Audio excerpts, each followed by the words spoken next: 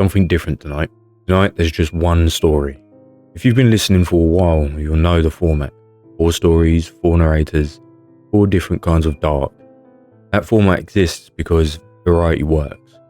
Because not every listener wants the same thing. But some stories can't share space with others. Some stories need the whole room. This is one of those stories. The woman who sent this in, I'll call her Sarah, asked me to read it exactly as she wrote it, with no edits. She said she'd spent 3 weeks writing it, that she had deleted it twice before finally sending it in. She said the third time she wrote it, she didn't read it back, she just hit send. Sarah is 38 years old. She lives in the south of England now. For 6 months in 2023, she lived alone in a farmhouse in North Yorkshire. She's not there anymore. And in her words, exactly, the house. I want to start before the knocking started, because I think before matters. I think you need to understand that the house was, and what I was, before any of this begun. I moved to a farmhouse in March 2023.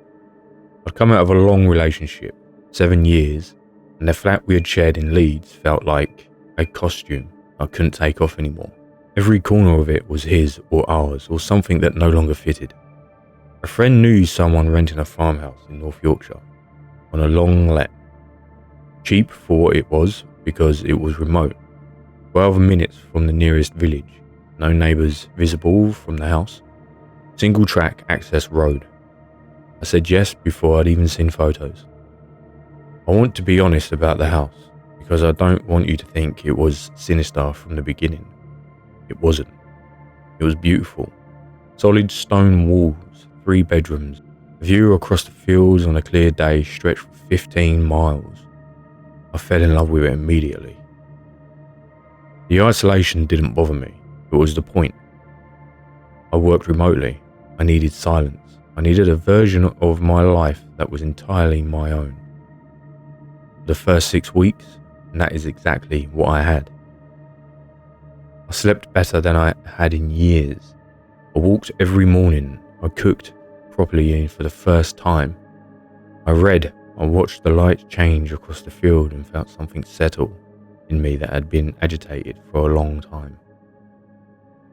I was generally happy. I wanted to be clear about that. And then, on the 12th of May, I heard it for the first time. 4 knocks on the front door. I was asleep.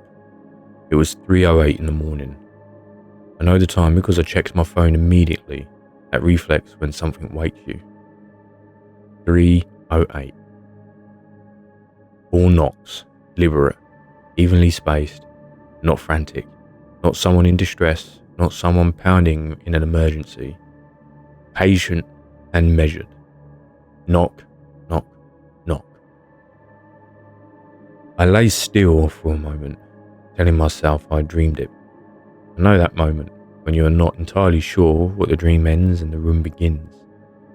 Then I heard it again.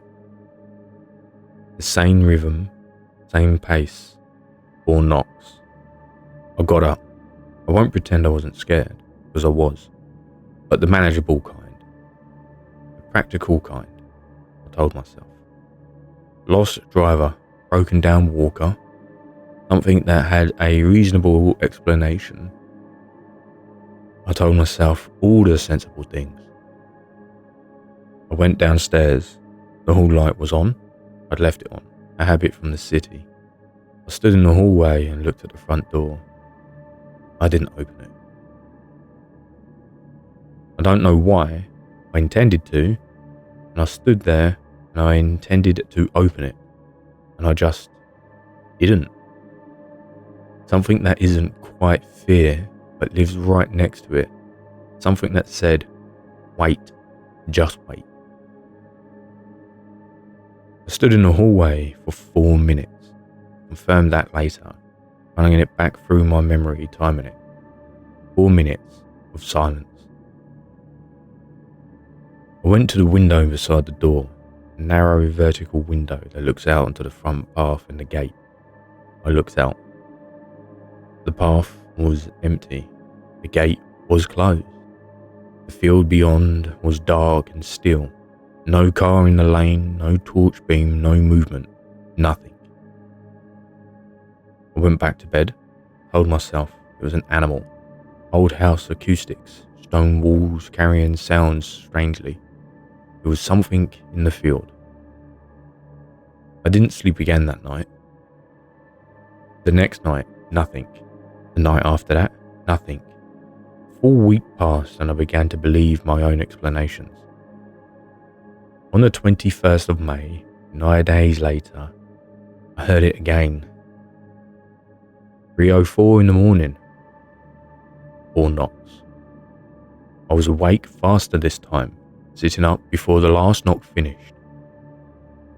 I went downstairs, told myself I was going to open the door this time, that whatever it was, I needed to know. I stood in the hallway with my hand on the latch. I didn't open it. Same as before, that feeling. Wait, just wait. I looked through the window. Empty path, closed gate, still fields. This is when I started keeping a log. I'm a methodical person. It's how I process things. I open a note on my phone. But for May, 3:08 AM, 4 knocks, window, nothing visible. 21st of May, 3:04 AM, 4 knocks, window, nothing visible. I told myself it had happened a third time, I'll tell someone. I'll call the letting agent, or the non-emergency police line, or something. It happened a third time on the 2nd of June, then the 14th, then the 21st. Always between 3 and 3:15 in the morning. Always 4 knocks. Always the same rhythm. Even, patient, and deliberate. I called the letting agent after the 4th time. She was sympathetic and completely unhelpful. Old house makes noise. Beam settles, stone cracks and expands. I said, it sounds like knocking on my front door. She said she'd send someone to look at the structure. A man came, checked the beams, the roof joists, the door frame, found nothing wrong. Said the house was structurally sound and had been for 200 years.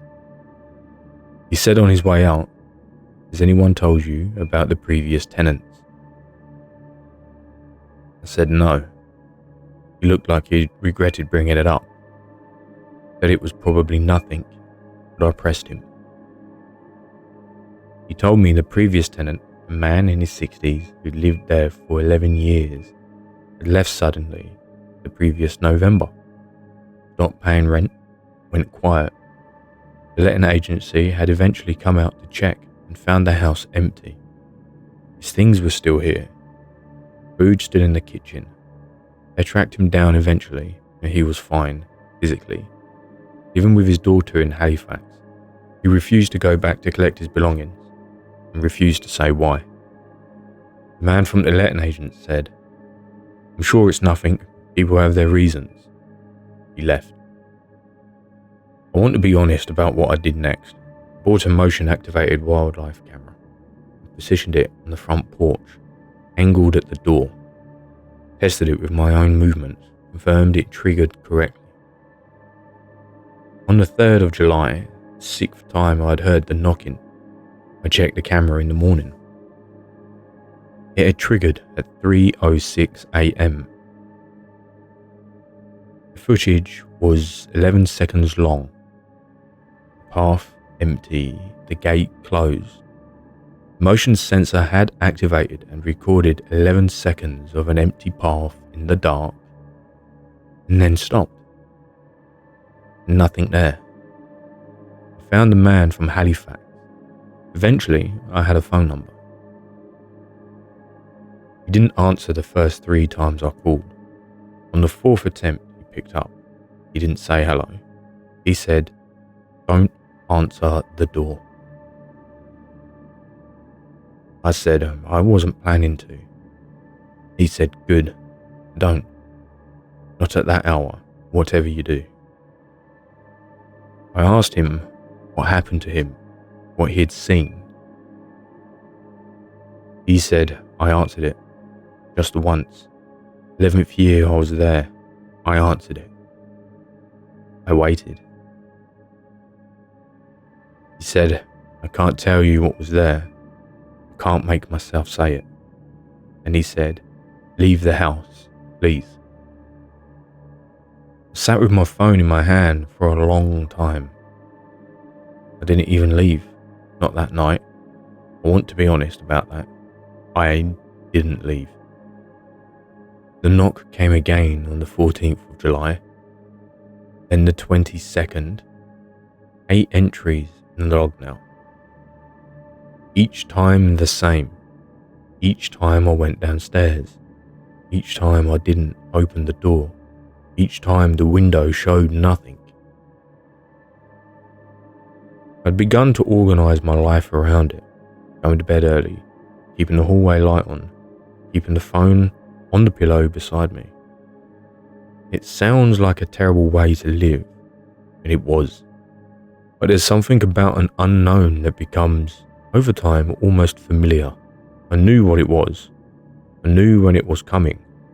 I knew that as long as I didn't open the door, nothing happened. A terrible, functional kind of knowing. On the 2nd of August, I woke at 3 a.m. as usual. I lay there waiting. 3:02, nothing. 3:05, nothing. 3:10, nothing. I lay there until 4 in the morning, complete silence. I should have been relieved, and part of me was. But a large part of me, the part that had spent 3 months mapping this thing, learning its pattern, building a life around it, that part was not relieved at all. Because I knew the pattern, I knew exactly how regular it was, and the pattern said, tonight it should have come. If it didn't come to the door, where was it? I didn't sleep. I lay there in the dark with every light in the house on, listening. At 5:15 in the morning, I heard something. Not from downstairs, not from the front door, but from the landing. 4 knocks on my bedroom door. I didn't open it. I sat with my back against the headboard, with every light on until 6:30 when the sun came up.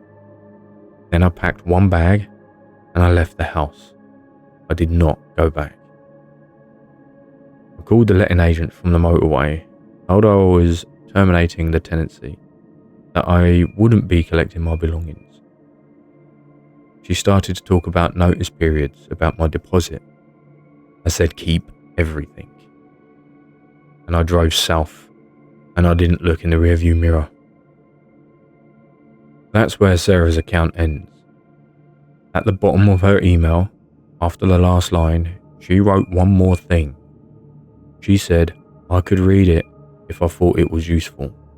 She wrote, I don't know what was on the other side of the door for 3 months. I don't know what the man in Halifax saw when he answered it. I don't know what the camera triggered on when the path was empty. I know one thing, the pattern stopped working, and when the pattern stopped working, it found another way. The advice, if you want it, don't answer the door. And if the knocking stops, don't wait to find out where it went. That's Sarah's story. If something happened to you, something that followed a pattern you learned to live around, something that changed the moment you thought you understood it, the email is in the description. Send it in. New stories every Monday and Thursday. Subscribe so you don't miss them. Take care of yourselves tonight, And if you hear something at your door, don't answer it. Good night.